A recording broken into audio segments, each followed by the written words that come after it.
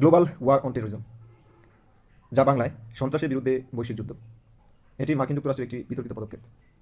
16 September 2001 সালে সাবেক মার্কিন president George W Bush war on terrorism শব্দটি প্রথম ব্যবহার করেন। 11 সেপ্টেম্বর 2001 সালে নিউ ইয়র্কের ওয়ার্ল্ড ট্রেড সেন্টারে আল কায়দার আত্মঘাতী বিমান হামলার ফলে এই ধরনের অপারেশন শুরু হয়।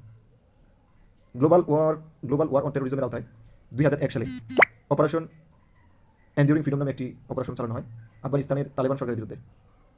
এই অপারেশনের ফলে আফগানিস্তানের তালেবান সরকারের পতন হয়। 2003 সালে অপারেশন ইরাকি ফ্রিডম নামে আরেকটি অপারেশন পরিচালনা করা হয় ইরাকের সাদ্দাম হোসেন সরকারের বিরুদ্ধে।